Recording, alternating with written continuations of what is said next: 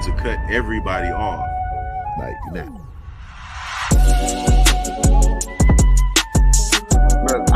What's going on? I don't think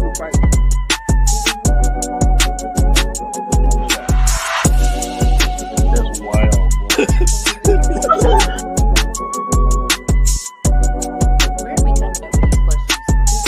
Orgy going on? My man, he's a joke. She aged like cheese. Speak on it, brother. Speak on it. Practically become Bruce Wayne.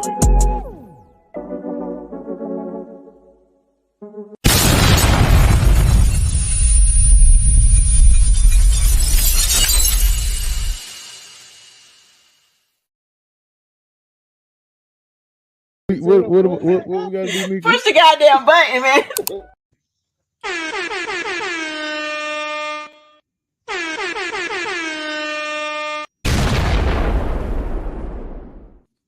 YN's in the building. I'm just playing. I'm just playing. I ain't trying to go. I ain't trying to go through that young thug life right now, boy. Even though that was a interesting thing. But anyway, what's up, beautiful people? Like, welcome to another episode of the Popcorn in Your Beer podcast. I'm Yos Rashad. And I am the King MOE, 1/5 of the popcorn in your beer. Blah.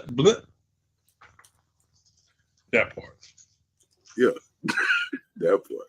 Anyway, man, we are here to review The Lion King, and it's crazy that we haven't reviewed The Lion King on this podcast. It's really insane. We have talked about The Lion King on hundreds of episodes, but never actually dedicated a full review. It's the first time for everything. It's the first time, man. For everything. Because when you said we hadn't done the movie yet, I was in denial. Like, I went back into the archives, went back down the list of every movie that we ever reviewed, and I was just like, there is no way as many times we talked about this movie that we just skipped over. And for the record, we are talking about the 1994 Lion King, not the live action remake with Beyonce and Donald Glover. Honestly, to me, one of the greatest animated movies ever made. I know some people like to argue with other stuff. I mean, have your opinion. But for me, greatest animated cartoon of all time. I mean, voice casting alone, legends. You got Jeremy Irons as Scar, James Earl Jones as Mufasa. Matthew Broderick played like an older Simba. You had I think the younger Simba was JTT, Jonathan Taylor Thomas. But also Jason Weaver. Jason Weaver did some of the songs, and man, it just, the list goes on and on. To be honest, also you had Whoopi Goldberg as That's one of the hyenas. yes. Fun fact about this: so in Coming to America, you had the King and Queen played by James Earl Jones and Madge Sinclair. She also plays Sarabi, so they are also technically husband and wife in The Lion King. But we all know how Lion Prize actually worked. What's up? Was Mr. Bean? Did Mr. Bean do voice acting in The Lion King? I don't know. I would have to check on that one. Hold on. Yeah, you would either have to check. I have to check on that one. I'm not 100% sure on that one. I know a lot of he did. He actually he played Zazu.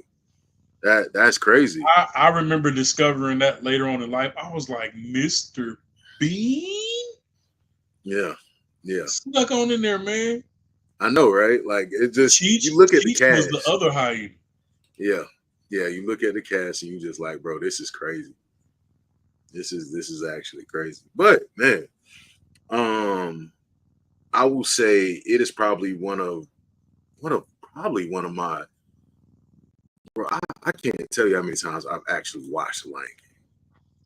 It's for me, it's up there as far as amount of times watched. Yeah, It's probably in my top 10. yeah, it I'm is. not It gonna is say actually. probably. It is in my top 10. It is insane. Like it might be one or two for me. There's one more movie that we're gonna talk about in the future, but there's one more movie that's probably neck and neck with this one. I'm just it's my favorite movie of all time. Anyway, man. So I mean, simple premise. I mean, for those of you that don't know, there's some controversy with this movie because Disney put this movie out, but there's also a movie called Kimba the White Lion. You know how like they'll do like with some rappers and they'll like put the bars out and then they'll put the other bar like right next to it. You can kind of do that with this movie. This is it's kind of bad. But anyway, we don't talk about it. We just we live on and we live. But I mean, from the intro on, that I don't know what they be saying, but that's what it sounded like to me. But it gives you the feel like it puts you where you're supposed to be right off the bat. Absolutely. It puts you exactly where you need to be. Absolutely. And it's one of those things, man, where it sparked, you know, social media, society is gonna get a hold of certain things like how Simba was held up as a kid, and they just gonna, social media gonna run through it. They're gonna put it on, TikTok, whatever, Instagram, whatever the case may be, them holding up their firstborn and stuff like that. They didn't get a chance to do that, but And I believe that's how the movie begins. it is. That is how the movie actually begins. It starts off The with introduction to Simba, with the intro song, and you get introduced to Simba which right I think off the the intro bat. song was the intro song "Circle of Life." It is the Circle of Light. Probably one of the most like notable songs like ever. Like this soundtrack is ridiculous. By the Right. way, I've seen Lion King on Broadway. If you haven't seen Lion King on Broadway, if you get a chance, I'm about I to don't check know it. how much the tickets are going to be, but if you get a chance, go see it. It's honestly one of the best experiences I've ever had at a theater. But it's definitely one to behold. But yeah, so it starts off with Simba getting introduced to the Pride Lands or whatever, which is kind of crazy because it's like all these animals that eventually might be eaten by Simba is coming up there to be like, yeah, hey man, hey, we happy you here, cuz. No, that's the new little homie. Please don't chase me when you get up. Please do not eat me when you get older, please. Like, But remember me from your inauguration. remember I was there at your christening, man. I was at your baby shower. But Then when you got baptized, I was there when you got baptized. We put the little thing across your face. I was there. But monkey held you up. yeah. But you're also introduced to Rafiki, who's also played by a very popular gentleman, Robert. I can't pronounce his last name, and I don't even want to mess it up. But we're just gonna say Robert G. If you ever seen what is some good stuff that he's been in? Have you ever seen Lean on Me? He was the HNIC when he was talking to Morgan Freeman. He was like, Oh, "How many Evil. HNIC here?" Yeah, he was also in Oh Meteor yeah, Man. He that's a last name for you right there. yeah, I can't say his last name, man, but I know him. I just can't say his last name. But if you've ever seen Meteor Man, he had a popular TV show out when we were younger. But he's been in a lot of different stuff, man. So, like I said, once again, heavy cast. But Simba's born into this pride, and off bat, you see that Simba is the mischievous child. You know, he want to go to the watering hole. He was definitely a curious George. Yeah, he want to go to the watering hole. He I would say the watering hole everywhere. And I mean, the curiosity of a child. I mean, that's nothing outside of the norm. He wants to do everything, see everything, get into everything. He want to do everything he can do up until the point where he feel one of his parents pick him up by his neck and be like, grab the back of the head. Go and sit your head down now. Go sit down now. We don't know what you're doing. To the point where Mufasa had to be like, look, I'm going to take you on top of Pride Rock and I'm going to show you what your limitations are. When the sun start going down, you see that shadowy place? Don't go over there. That's what an op be at. We don't go over there. we respect them. They respect us. We leave them alone. They leave us alone. We stay on our turf. They stay on their turf. But if you go over there, they gonna want some smoke with you. We don't go to the shadowy place. What your mama said when you was a kid? Don't go down. Don't go down. Don't go over there. You go right there and you come back. You don't go over there. But of course, as kids will do, you know, Simba was like, I need to check that out, man. I don't know what that's about. Because as kids, everything you tell them not to do, they gonna want to do it. So they gonna want to do it. So Simba go grab Nala while she in the bath. Mind you know, animals, you know, they bathe, however they bathe. But you know, Simba was like, "Hey Nala, man, hey, I need you to come somewhere with me." She like, where we about to go? The watering hole. The watering hole. Man, I'll tell you when we get there. Shut up. you trying to get us caught. I'm trying to show you something now. Shut up. So they all excited because they like, hey man, we about to go, you know what I'm saying? We about to go parlay. And so his mom was like, yeah, go ahead, take Zazu with you. Go ahead. Because I didn't want you to go, but you know what?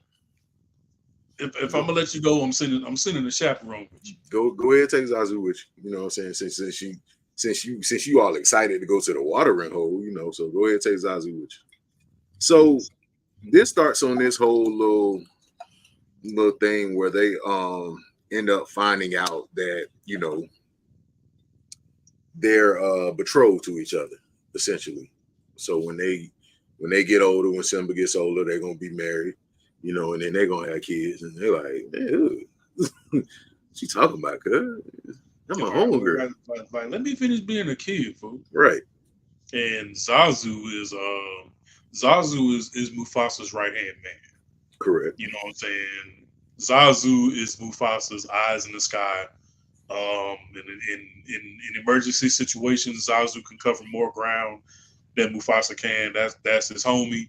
So whenever Mufasa needs something, as far as keeping an eye on the children or alerting anybody at Pride Rock of any incoming danger, Zazu is like the drone that he sends to go do recon, come back, let me know what you saw. You know what I'm saying? Because Zazu and Mufasa was like this. Never tried either. They ain't never tried either. Now there was this one incident with where we meet Scar. Now this is before the young ones head out. You know, Mufasa roll up on Scar like, "Hey, cuz, so all these people in the kingdom could come see your nephew being born. What was your antennas? Where was you at? When Simba was in the baptismal pool." Scar was like, "That was the day? I didn't even get an invite, man. I had my phone on. Man, my phone was on snooze, man. I was fixing my alternator. Man, shoot, and my radio at the same time. I had to fix both of them. Man, my bad, bro.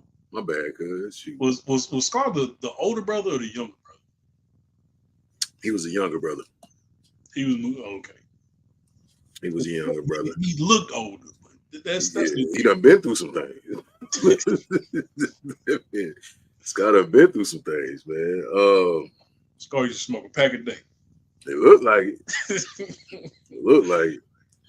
But so Scar was like, so I was like, man, my bad, man. Shoot, I was busy because I had these three baddies over here. You know what I'm saying? I ain't know what time they would leave. So they wanted to know what I used on my main. You know what I'm saying? So Scar and Mufasa kind of had a little back and forth, and you get to understand that their dynamic is a little challenging. Scar is spiteful, because Simba was born, Scar was like, shoot, I was supposed to be next in line. You know what I'm saying? Like, well, by me, what I'm gonna get? I just got this little spot right here. I just got this little apartment. You staying on the high rise. I got this little apartment right here. You got everybody standing there with you. It's me. You know what I'm saying? I can't even bring nobody to my spot. I ain't got no couch. Scar and Mufasa, they damn near had the same dynamic as Goku and Vegeta. In a sense, because Vegeta was always envious of Goku because Goku was always in the front. He was always the front runner. He was always the strongest one, and Vegeta was like, "Shit, nigga, I'm the Prince of all Saiyans. I'm supposed to be. You feel me? I'm supposed to have the same status you got." That's right. I feel like in a way, Scar looked at Mufasa the same way, like you don't outrank me by that much, but because you over here clapping cheeks and having babies, now the baby is destined to get the spot that I feel like my name should have already been on. Right. You feel me? All you had to do was keep it in your pants, and I was up next. You feel me? Even though, boy, Scott looked like he was on his last leg. Well, he like, one more fight. One more fight, he was out of there. That's what it looked like. But Scar was definitely smacking a pack of cigarettes when he was like, "Hey, man, that's messed up, fool." He was on some Virginia Slims. Yeah, he smoked sophisticated cigarettes. Yeah, but to your point, he was always envious of Mufasa. He always was jealous. You know what I'm saying? He tried to front like he was like, "Hey, that's my brother." You know what I'm saying? Ain't no hard feelings. That's how he painted the picture in front of the pride. But deep down, you know what I'm saying? When he went to go kick it with the hyenas, man, I'm gonna clap Mufasa one day. I'm seeing my interface, cuz he talking all that. He gonna run my fade. Hey, we're gonna get it. We're gonna have that. We're gonna have that. So Simba and Nala are on their way to their destination, and along the way they gotta give Zazu the slip. So they break out into one of the songs that they have, and Simba is using the other animals that he's eventually one day going to rule to help him and Nala escape. Created diversion.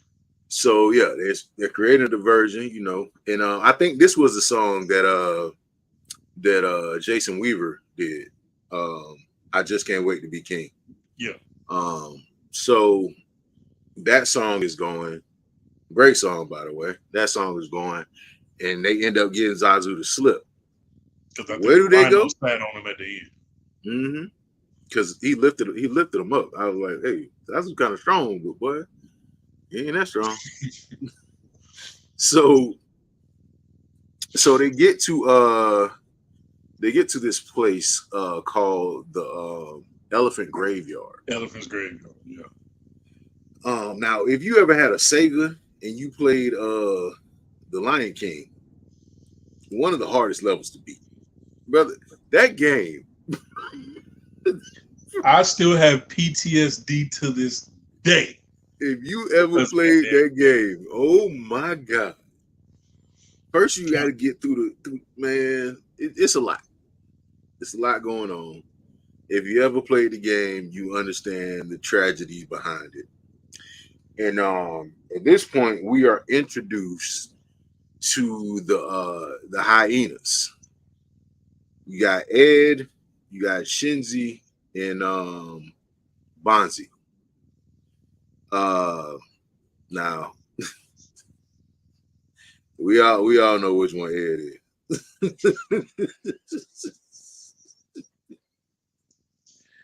which if you think about it now, it's messed up.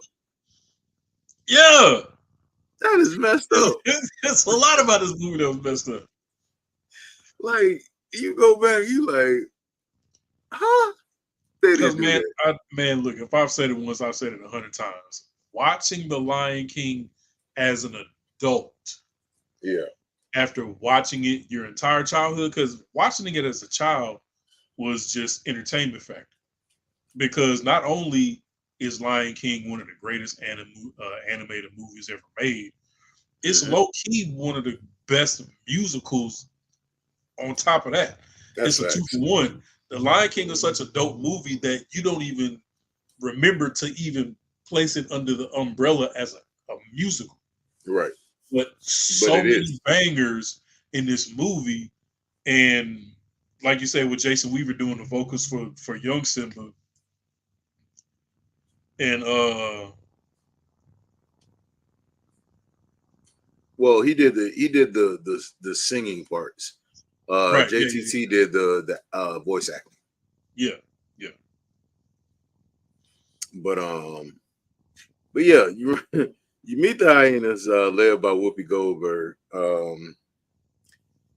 and you instantly start to understand that they were set up, because Scar has a conversation with Simba early on. And he basically tells him, King can do whatever he want, man. King go wherever he want to, man. But you gotta listen to your daddy, though. And I don't want you to go there because it's an elephant graveyard. He's like, oops, my bad. You know what you was doing. You know what you was doing. You know you setting that boy up. he said, yeah. You're gonna die one day. You might as well be today. He said, we're gonna get you up out of there. So, of course, he plants that curiosity in Simba's head, knowing that there's a chance that the hyenas gonna be there. So the hyenas come on, and of course, with just dumb young luck, they're able to get away from them until they're cornered. And then that's when you have Simba's first realization that, hey, cuz, it is not sweet out here. It's real out here, man. It is not sweet. That little roar you did earlier, yeah. Yeah, that ain't gonna work. But like, it's luckily, 50-50 chance of me not making it out of this situation. But luckily, Zazu was in the skies, and he alerts Mufasa of what's going on. And Mufasa shows up, and of course, well, they played stupid. Well, the two they played like they know what's going on. He was like, man, you knew what was going on, Shinzy? Nah, I didn't know what was going on. He said, you knew what was going on, Ed? Yup. Ed was like, shoot, man, I'm just here for a good time, cuz. So, of course, there's this whole little battle between them and Mufasa, and he prevails because, of course, he's much bigger, and there's only 3 of them. And he got hands. And he got hands. Mufasa got hands. he got hands. Don't get it messed up. Yeah, Mufasa got hands. So so he saves him or whatever. So him and Simba, they have this little heart-to-heart dad talk, and Simba learns about, the lions in the sky, and where everybody goes in the circle of life and everything like that. The ancestral plane. The ancestral plane, man, for the animals. So Simba gets an early life lesson. He doesn't learn from it, but he gets an early life lesson. Because when James Earl hit him with that, you deliberately disobeyed. And what's worse, you put knowledge in danger. Boy, Simba was about to goddamn melt like a stick of butter. But that when he looked back and Simba's head was like below the grass, I was like, yeah, he is. But then he had to reel him back in and be like, hey, I love you. I told you not to do it, and you did it. And I hope you learned your lesson. But above all, what you also need to know is, nigga, can't nobody fuck with your pops. Nigga, I'm still the HNIC around here. Yeah. So they had a little understanding or whatever. Simba gets his life lessons, and the next day, Scar just says, "You know what? I'm about to put this plan in action, baby. I'm about to go ahead and you know what I'm saying? Let me go ahead and put these black forces on. We're gonna go ahead and he has one of the dopest songs. Be prepared. On the movie. Be prepared. And you realize that Scar got a little army, so you know what I'm saying. He ready to go to war. Like what Pastor Troy said. Because everybody want to be tell him Pastor Troy them down South Georgia boy said everybody think they soldiers. It's time to go to war.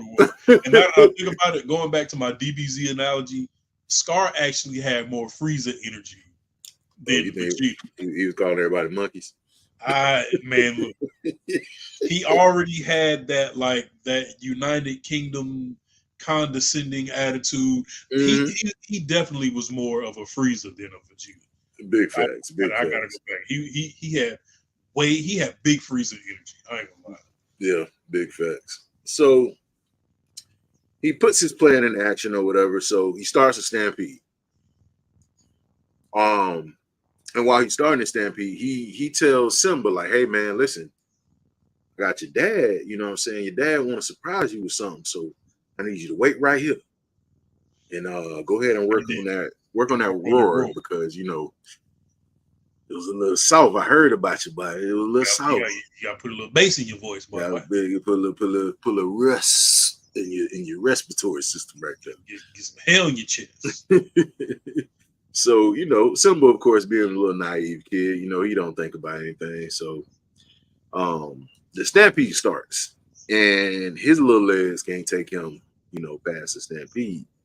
So he's trying his best to get up out of there. He finally, you know, gets rescued by Mufasa and put on like a little, you know, branch. So that stampede still sends chills up my spine. Yeah, because you talked about how Circle of Life opening the movie emotionally puts you where you're supposed to be. The orchestration of the music for this stampede is top notch. Right. From the moment that Simba sees the wildebeest running down a 90-degree vertical wall, which is still beyond me. Yeah. Because the cliff went straight down. And I mean the orchestration of the music and that whole stampede, man, from the moment Simba roared at that little bug all the way up to the moment where Scar says "Long live the king." Like that whole stampede scene is just diabolical. Like, it gets no better than that. It's diabolical. As far as the cinematic experience is concerned, like they could not recreate that stampede anymore. No. That's why I think like, and I think like when they did the live action version of this, they didn't take all that into account, because there's certain parts of this where you just, first of all, facial expressions, then emotional parts where, you know, things like the stampede is happening, you know, like you know, Simba looking sad, you know, when his dad is talking to him, like those animals were having like human facial reactions versus having animal facial reactions, which is something different. So trying to implement that on a CGI animal is just it's tough to do. Yeah. But so in 1995, boy, they pulled it off. Yeah. This movie, it doesn't. It made you. I'm glad we grew up in the era we did, having the contrast of watching it as kids and then watching it as adults, Yes, understanding those situations a lot better than we did when we was kids. Because as kids, we was watching the movie through Simba's eyes, but then watching it through the eyes of somebody who was responsible of protecting the Pride and correct. protecting Pride Rock and protecting the Pride lands and all of the animals who live there. Not just me and my fellow lion, but we looking out for the giraffes. We looking out for the elephants. We looking out for the rhino, Rafiki. We looking out for everybody because they are depending on us Hmm. to protect them so that the pride lands can thrive. Right. You know Circle what of I'm life. saying? So exactly. So at watching the movie as an adult and looking at it through that scope and realizing how some of those situations really dig deeper than what we thought they would, Hmm. and understanding how the lioness reacted as mothers, Mufasa as a father, Zazu as like the unofficial uncle to everybody. Well, Rafiki more so the unofficial uncle because he was the wise one, but he isolated and he kind of stayed to himself. He popped out and showed Rafiki it. was hot. But hey, man, whatever he was getting out, the man look. This man lived in a tree by himself in the middle of nowhere, and Mhm. every once in a while he just popped out at the family reunions. You feel He me? was the village shaman. He was. He was high all the time. That's why he was so easy going, man. Right. That's why he was so easy going. He was high all Hey, the time. he didn't share with nobody neither. He kept it to himself in that tree. Yep. But Rafiki, what I loved about Rafiki is he low key was the like whenever Simba got to a certain point in his life, Rafiki was like bet Simba just reached this checkpoint in his childhood. Hmm. Now he's at this point in his teenage years. And you know what I'm saying? After a certain point, Rafiki later on in the movie, when he realized that Simba didn't die in the stampede and was kicking it with Timon and Pumbaa, and now Hmm. he all grown up, he 21, he can buy his own drink now. He can, you Hmm. know what I'm saying? He was like, oh snap! Like the prodigy, like the life cycle is being fulfilled. Simba's really coming to his own Right. and being put in the position he's supposed to be put in. Right. But but not to skip too far ahead, going back to the stampede, Scar puts this elaborate plan together. It's working perfect. Simba's down there booking, not even realizing that the stampede, like they're not trying to like trample him. They're just it Trying to get away. fight or flight. They heard Hmm. something, they felt threatened, they ran. He just got caught up in the mix. Right. Here comes Scar. Oh, the gorge, the wildebeest. They stampeding Simba down there. Hmm. Bitch ass nigga. I really want people to understand. Scar might be the worst villain of all time. It ain't. It's some people that's close, but he is the worst villain of all time. Because not only was he okay with family, like he he was he was hanging with the ops. Then he tried to kill a kid, and didn't even Multiple care. times. Yeah, didn't he care? Didn't he care? Then when he got his back put to the wall, he was like, "Yo, I'm snitching. Shoot, I ain't even really want to do this, man. It was the hyenas, cuz." Cause this man literally threw his own brother to his death. And before Simba could even dry the tears from his eyes, Kill. he told the hyenas, hey, go ahead and get him too. 2 for 1. Yeah, that man laying there with his dad. Ooh, this is a tough part. Now, Mufasa's laying on the ground, man. like Simba walks up and he crawls underneath his dead pop's arm. And it's honestly, bro, it is sad. Like it's not sad. have understood a lot as a kid watching this movie in the mid-90s, but one thing I did understand was how sad it was for that man to try to wake his daddy up. And it was like, nah, he gone. And then they tried to blame Simba. They tried to blame Simba. They tried to pin Mufasa's death on him. Mm-hmm. More than once. So they tried Scar's telling the hyenas to go get Simba. And luckily Simba gets away through thorn bushes and out the other side. After being chased by the hyenas. And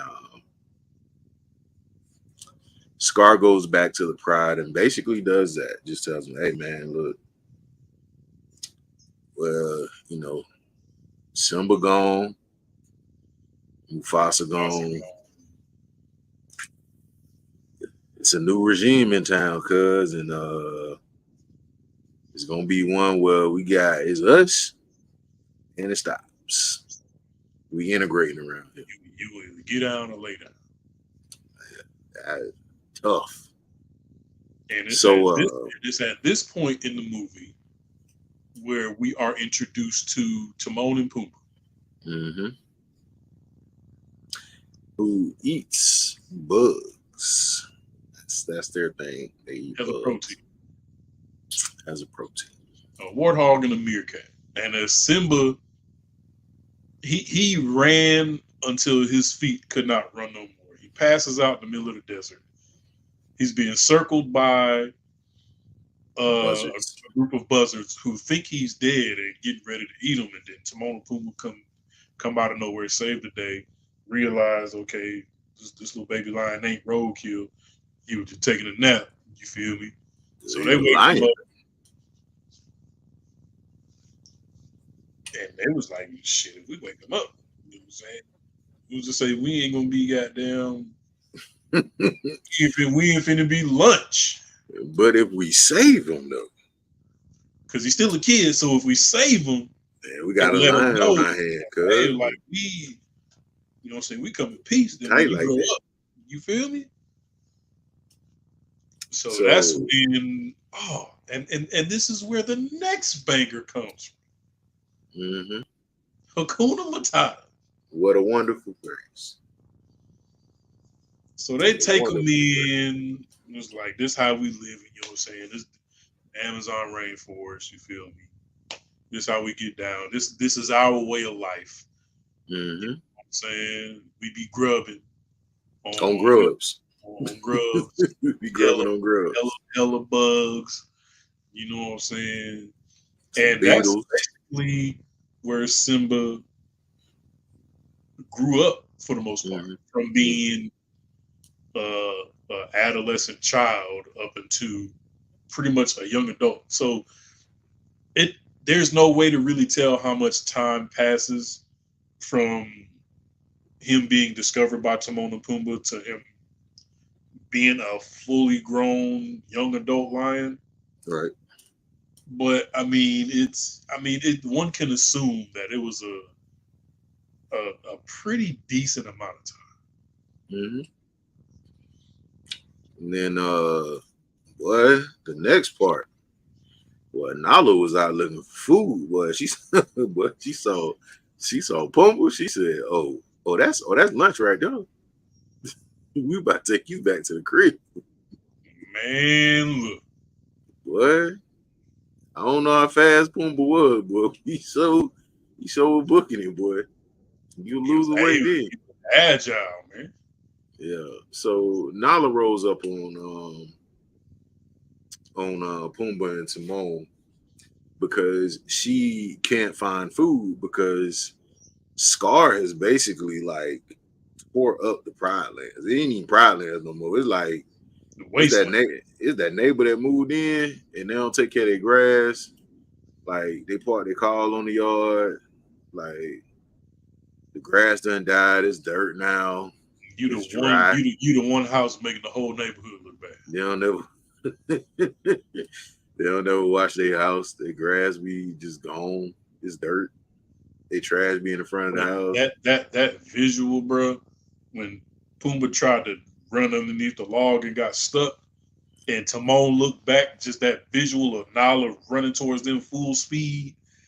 I'm just like, bro, like the way the visuals in this movie, it puts you where you supposed to be at.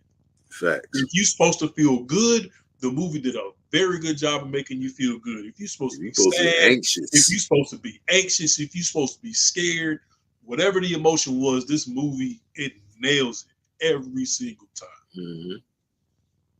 It definitely does. Man, and then Simba springs into action and was like, oh snap, we finna throw hands, and then finds himself in such a familiar position because when him and Nala used to tussle as children, he always got the ups on him. It was always like a tumble, 2 rolls. He would try to get up, and then Nala would pin him to the ground. So the same thing happens, and he's like, "Hold up, I know that ain't who I think that is. I know you ain't who I think you are." And he was like, Nala? And then she was like, hold up. How are you alive? Because back at the crib, everybody thought you got clapped. Like Scar said you and Mufasa was out of it. So Timon and Pumbaa, they sweating, they hearts racing because they just got chased down by their number 1 predator. Lucky for them, they got a lion on their side as well. And they're like, hold up. Timon was like, time out. Like, wait. You was just trying to eat me. You know this girl who just tried to eat me. And y'all cool with this? Having a family reunion? The math ain't math. Some ain't right. The Simba was like, we grew up together, cuz. Then they learned that Simba was supposed to be a king. And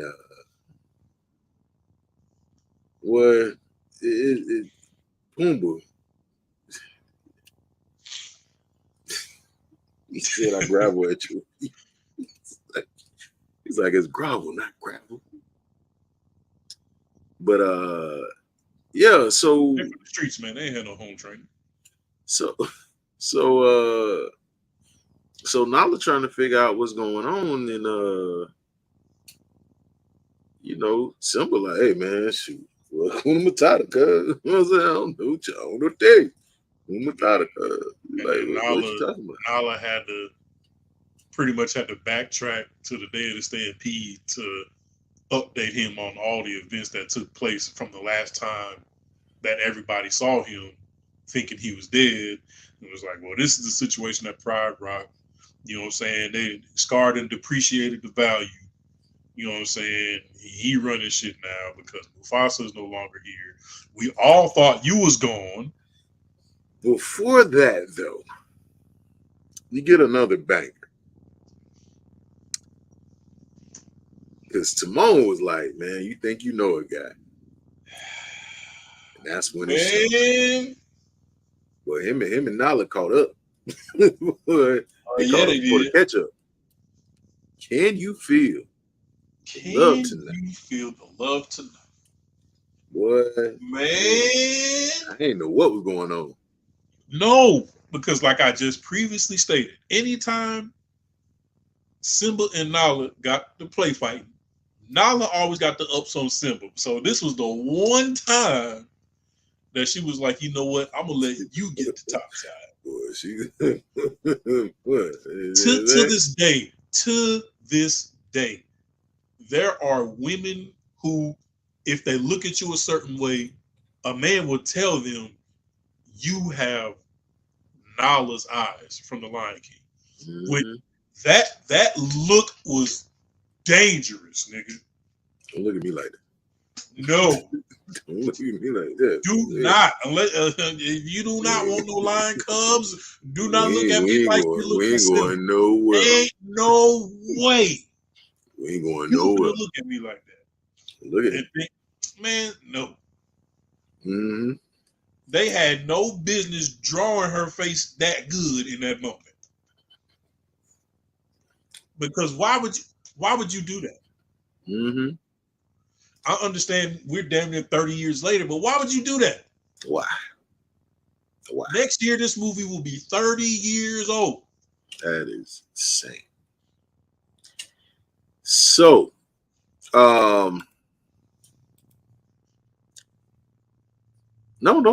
This is the 30th year. It dropped in 94. 94. 30 years later. 30 years later. 30 years later, man.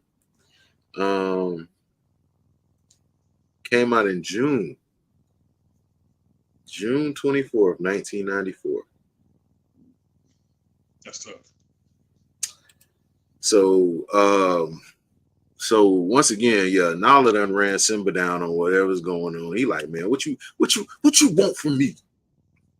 What you expect me to do? Hey, he hit the dad from Fresh Prince. It just happened. I've been away from the crib so long. They're gonna think I'm a sellout when I go back to Pride Rock. Mm-hmm. So, Nala goes back. She like, hey man, listen. Well, she says she goes back. So, but she goes away. Simba. Now, this is the part that kind of got me now, because how did Rafiki get here? That was the thing that kind of like weirded me out, because I was like, where did Rafiki come from? So, right, because at this point, Simba's having like he's damn near having like an identity crisis, because he had got so used to living life on his own, making his own way, right, based on what was given to him by Timon and Pumbaa. Then his childhood friend comes along, sister, cousin, whatever relation, right, and is like, damn, it's crazy. We thought you was dead, but it's good to know you alive. So now I got to go back to Pride Rock and try to let everybody know that you're still alive, so that we can restore the order of things, the natural order of things. So now he was like, man, I'm so used to kicking out here with y'all the homies, but now I'm being reminded of this obligation that I got to be the leader of the people back at the crib. I got to go back to assuming my position as king. Being the king comes with so much responsibility. I don't know if I'm ready for that responsibility. I don't even know if they can really come back to the crib, if they even gonna accept me, if they gonna feel like I just ran away on some stupid shit. Like, I don't know what's gonna happen. I got so much on my plate. I don't know what to do. And like, I have, like, my dad's not here to guide me and to walk me through this like I knew he would if he was here. Right. So he meets up with Rafiki, right? And Rafiki basically get his man that talk of like, hey, look, you can sit here and hide all you want, and you could do this, and you know what I'm saying, like, you'll never be the man your daddy was. He said, man, you don't know nothing about my daddy. Said, I knew. I don't. I knew your pops, bro. I knew your pops. I knew you, but I knew your pops. Because guess what? When your pops was a kid, I held him up to Pride Rock the same way I did you. So, like, hey, man, you know what I'm saying? I don't know what you got going on. He said, look in the water. Look in the water. Had him chasing him through the jungle and going on. But Rafiki was like, little do you know, that pack that I be smoking when I'm up in my tree, I'm about to give you a little, you feel me? Give you a little something. I'm about to take you on a trip. I'm gonna give you a little taste. Now, so, those of y'all watching this on the replay, I'm not insinuating that there was drug use in this movie. It might have been. But to have this supernatural interaction with your father, who is now in the ancestral plane, it's like it's nothing short of, like, I guess we can chalk it up as movie magic. Factoids. Because if I'm Rafiki, I'm even sitting back like, damn, I might have outdid myself with this one. I think I gave him a little too much. So, like, I done changed the weather. You feel me? Got clouds forming in the lions. I don't know what's going on. But he pretty much was like, I need to find a way to inspire Simba, because if not, Pride Rock is literally going to crumble underneath everybody's feet under Scar's leadership, under Scar's dictatorship, whatever you want to call it. Like, if you don't go back to Pride Rock, you will never recognize it ever again. Right. And you are the one true king. Like, you're supposed to be there. That's just the way it is. You can run away from this truth, from this reality, all you want. But the fact still remains, your father meant for you to be in this position, to take his place as the king of the house that he built, so that you can carry on tradition and pass it down to your son one day. Right. So he finally was like, you know what? All right. I'm gonna go back to the crib. That man cracked that bed. He said, man, yeah, change is hard, man. Change can be difficult. He cracked that man in the head with that staff. He said, why you did that? With the coconut in too. He said, why you did that? He said, it don't matter. It's in the past. He said, you can either run from it or you can learn from it. Bars. He took another swing at him. Simba ducked. See. Said, you ready? He said, yeah, I'm about to go, but before I go, he'll catch your stick, huh? He said, took his stick and threw it. It took off. And boy, you knew Rafiki was hungry. Rafiki was out there butt naked, holding his staff.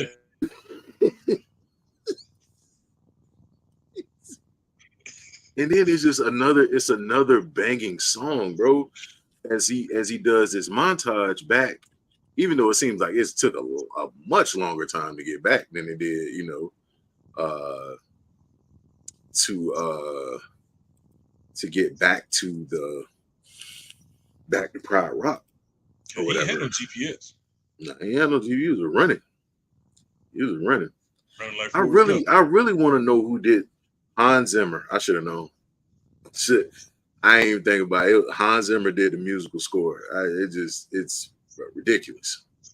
So you start seeing all these things around Simba change as they do this montage, which is it's a beautiful, like, legitimately, the fact that this movie is still this beautiful is crazy. But he gets back to Pride Rock, and you see the change from this bright, colorful movie, even through the desert. The desert looked beautiful. But when he gets to Pride Rock, it's like a dark cloud just hovering over that movie. It looks like Gotham. It's dark, it's dusky. It looked like the sun don't shine there no more. The dirt looked dirty. The dirt was dirty. And all the aunties was just like, I'm so sick of this shit. So Simba, he don't just go back knocking on the door, letting everybody know he's there. Like he went back, he like approached with caution on some, let me come in through the back though, because I don't know where my shady ass uncle at. Mm-hmm. And I don't need to cause no commotion. Well, but one thing changed his mind though. when Robbie was like, hey man, hey, listen, bro, ain't no food, man. I don't know what you want us to do, Which who man. was Robbie to him? That's his mom. Right, that's what I thought. So she went to Scar, like, hey man, shoot, man, bro, what you want me to do, bro? We ain't got no food. The lioness society going out, man. You got to feed these hyenas, man. They eating up everything. You sitting up here laying up eating fat. You know what I'm saying? Cuz. Yeah. We gonna talk about it. We gonna talk about it. Scar, Scar, Scar was okay. So little known fact, if you guys didn't know, hyenas don't actually eat lions, but lions eat lions. So Scar is having this little montage or whatever, and he's holding the head of a lion, The skull. the skull of a lion, which Because he has imprisoned Zazu in the rib cage of a lion skeleton. could Of a only lion. be one lion that it could be, and that would be Mufasa.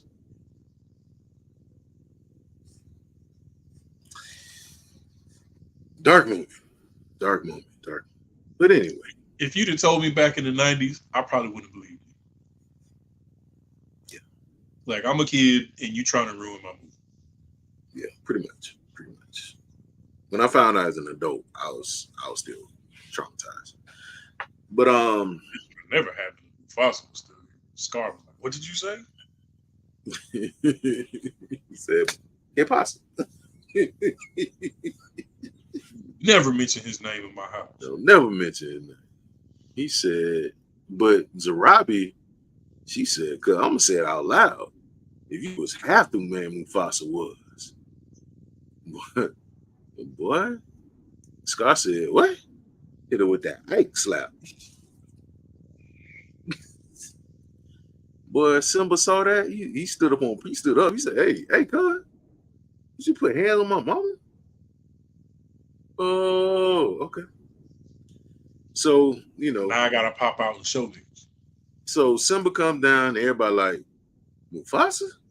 It's like, nah, ma, it's Simba. And then the Scar was scared. Scar was like, yo, Oh my God, I thought you were dead. this man came back from the day. Shaking. I was just eating on you. I was just eating your back piece. Where you came from? So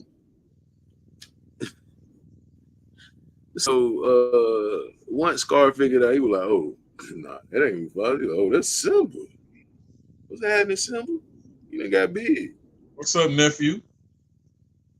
He said, yeah, man, well, I need you to go ahead and leave Prot Rock right now, like ASAP. He said, I would, but I don't think the hyenas want me to leave. You know what I'm saying? Like, you take them with you? He was like, yeah, I would.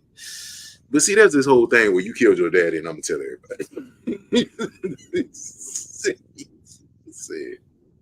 He said, yeah, I'm gonna just lie. I'm just lie and tell everybody you killed your daddy. We can go from there. We can just go from there. So that's what he did, man. And Auntie Slick started to believe it a little bit. Mm-hmm. Like, simple. Say it ain't so. Please tell me you ain't had nothing to do Yeah, man. Yeah. So Robbie was like, please don't tell me you killed your daddy. Come on, son. Please don't tell me you killed your daddy. He was like, yeah, but it wasn't my fault. He was like, oh, okay. So then Scar got Simba backed up to the edge. You know what I'm saying? And strike of lightning done hit and started a fire because it's dry as all outdoors out there. So fire done started.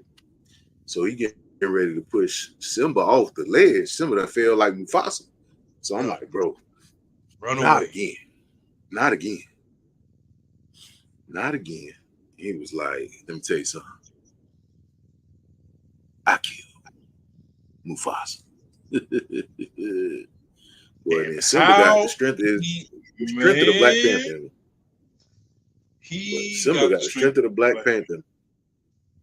He said, yeah. He said, hey, came up Put off the that gun to ledge his and head. Scar. He said, tell him. Now tell Tell everybody him what what you you said. just said. Tell everybody what you just said. Shout out to Jeremy Irons, man. Jeremy Irons killed this role. You know what? Okay. All right. I did it. I killed Mufasa. I And killed then him. all hell breaks. Then it turns into a Royal Rumble. It turns into a WWE battle royale. Chairs is getting thrown. People going Feet, through tables. hands, and feet on He done everybody. turned into Jackie Chan. He is hitting everybody with this staff. And I know that staff hurt. That had to be like real oak wood or something. That thing looked like it hurt. And while everybody throwing hands, who trying to flee the scene? Goddamn Scar. Where you going, Scott? The symbol like, where you going, cuz? Oh Where you no, going? you getting this 1v1. You got to run my fade after You what you getting did to this my daddy. 1v1. And you try to blame it on me. No, you got to run my fade. You getting this 1v1. So I they need my hell in the cell right now. bro, it's crazy because once again, like we keep saying, the visuals are disgustingly great because this whole fight takes place. And you know, they could do like some things like they could have animated like punches or something. No, they were throwing paws and like they were Paul. getting hit like with the paws and the fire is cracked. Man, great scene. And you have it where Simba gets the upper hand. Now, Simba said, hey, man, you about to get that Roy Jones. You know what I'm saying? Knock Scar off, and Scar falls to where the hyenas are. Well, actually, Scar No. Yeah, Scar got the upper hand. Because Scar went in for the kill, went to do the finisher on. Mm-hmm. And then Simba did some old Bruce Lee, like reversed it and was like, Yep. Kicked him off, kicked him over the top of him. Threw him over the top rope, down to the lower level where all the hyenas was. Well, no, because Simba was like, run, Scar. Run and never return. Told him the same thing he told him when he after Mufasa died. But before Scar said that, Scar was trying to snitch on the hyenas. Scar was like, man, hey, man, it's the hyenas. They did this, man. So the hyenas like, oh, word? Okay. After we did the beat for Be Prepared for You? They did do the beat. Yeah. We've been riding with you this whole time. You had us chasing this little nigga for no reason. Mm-hmm. We did everything you asked us to do just for you to word. Oh, you good, cuz? Heard Don't worry about it.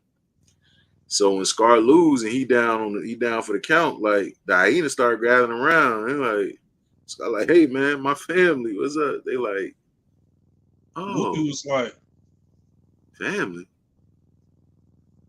I thought you said we was the enemy. And Ed goes from Special Ed. From oh, what? Hey, we need to turn this off.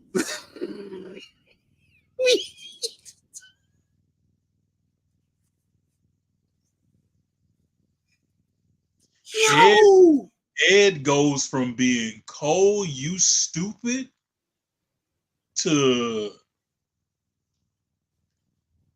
like, bro, that's got to be like one of the coldest switches I've ever seen. It was. Because if you go back to when Simba was getting away and Ed was pointing that little foot, And Shinzi was like, bro, what is you saying, bro? But Ed goes from Cole, you stupid, to like blood dripping off his teeth, like, yeah. Like, we finna catch a body right now. And I was like, yes, my nigga Ed just turned so gangster in that moment, fool. Bro, his name was Ed, and he was special. He was the only one that didn't have an African name. Bars. Jesus Christ. You know what's so crazy about that scene? That they were so ready to clap Scar to the point where even if we get engulfed by this fire and die killing you, I'm good with it. We are satisfied with that. We're going to clap you first, and then we're all going up in flames. Man. But that look that Ed had in his eyes with that sadistic laugh, and then they running down on Scar, like, yep, it's over. It's over with, fool. And then the rain Simba takes his walk up to Pride Rock, and he roars, and the lionesses roar back. The rain starts, and then that music kick in by Hans Zimmer. Man, bro, this movie is goated. Fire comes, this movie is goated. Rain comes, puts out the fire, and everybody's looking at Simba like, you the king. We all know this. This is common knowledge, but it's not going to be official until you stand at the top of Pride Rock and let it be known that you that nigga. So he goes up there, and you know what I'm saying. He was like, he gives Rafiki's I'm gonna do this for Pops. You feel me? Pops. He get up there and he seals the deal.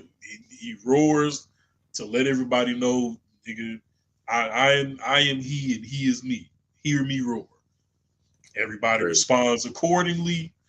The next day, the sun comes out. He already got a baby somehow. It probably wasn't the next day. It could have been. It definitely wasn't the next day.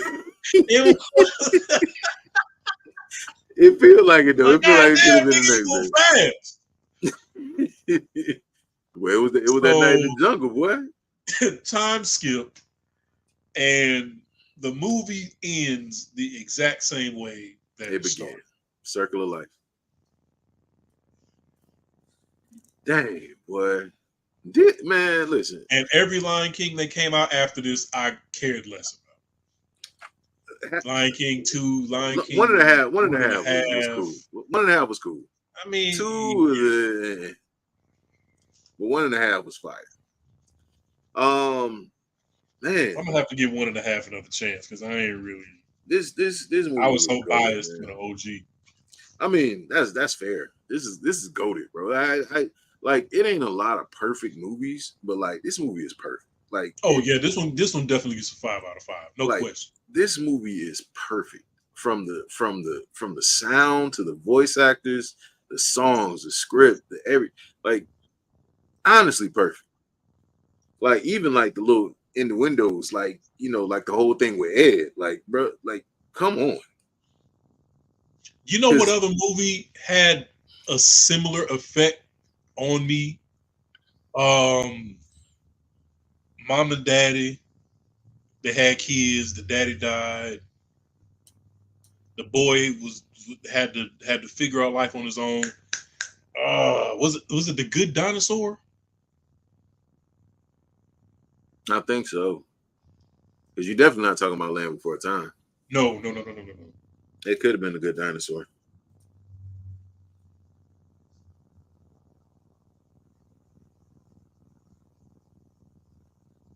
The Good Dinosaur, 2015. Gotcha. That movie for me had a similar feel. Does it exactly measure up to Lion King? I mean, in my opinion, in my opinion, it is a good movie. It kind of has that same element, that same feel to it, which is why I liked it so much. Mhm. But yeah, this is goated. Like it's goated, man. Like there's just certain parts of this you just be like, man, it was cooking. Put it in the Hall of Fame, dip it in gold. Yeah. Platinum record on the wall. Like solidified. I mean, I don't know what's the highest grossing cartoon movie of all time off the top of my head, but God, man. It does. I mean, it gets no better than this. And I don't know what you have to do or what kind of mindset you have to be in to appreciate this movie if you already don't. Like I don't like if you don't appreciate this movie for what it is, I don't know what to do to make you appreciate it. To make you realize how legendary, how iconic, how groundbreaking this movie really is, even 30 years later. Yeah. Yeah. I mean, and it's I mean,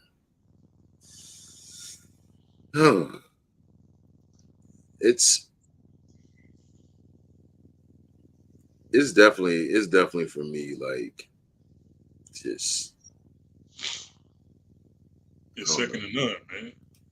It's really so the highest grossing animated like film of all time is Finding Dory, and then you have Shrek, and then Lion King is third. Now, I would love to see if they did that for like if it was adjusted for inflation. If that's adjusted for inflation, then I mean, okay, what it is what it is. Now, is it the Shrek franchise or just one release? Shrek 2.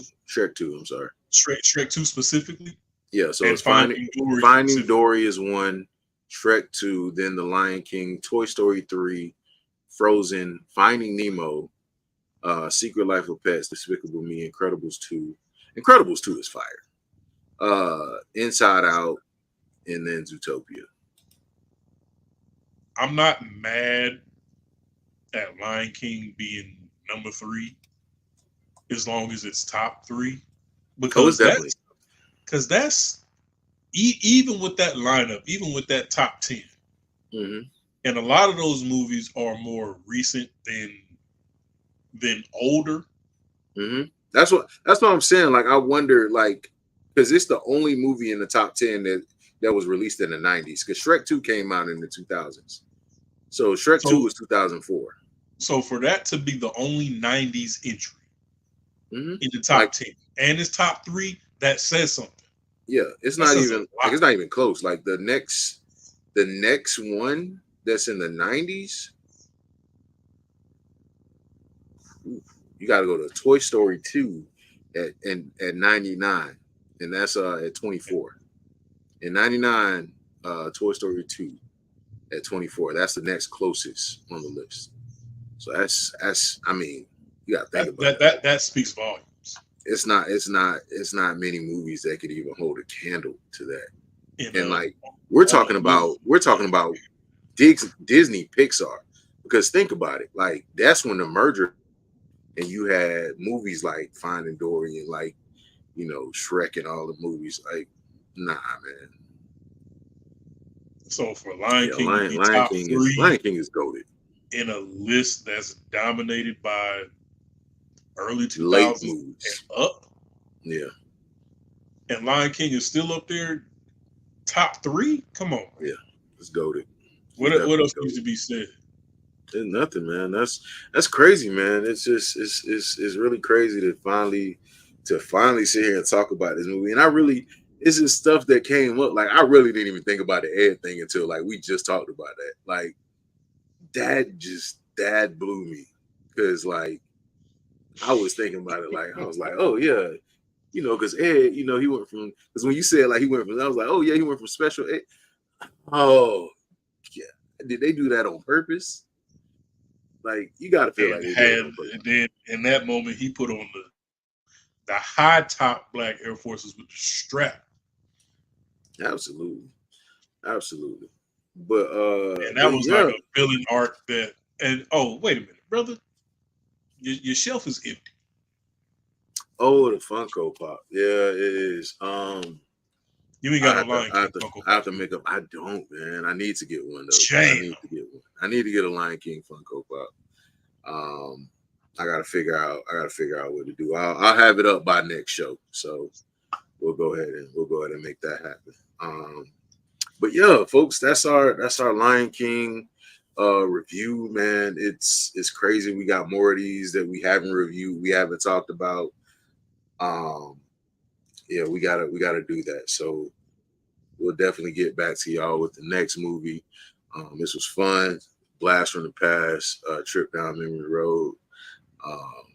We're gonna do more of these. Gotta do more of these, man. We gotta do more of these. Absolutely. Toy Story is a good one too. So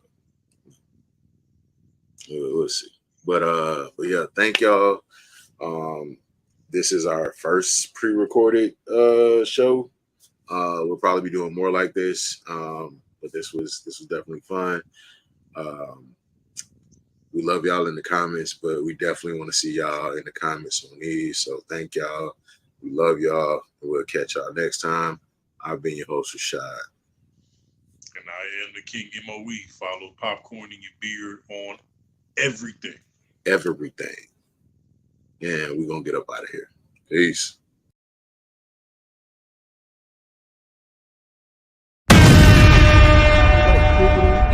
Before to cut everybody off. Like now. I don't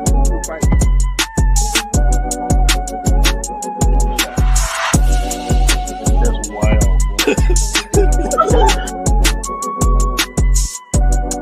Where are we coming up with these questions? Orgy going on? My man, he's a joke. She aged like cheese. Speak on it, brother. Speak on it. Practically become Bruce Wayne.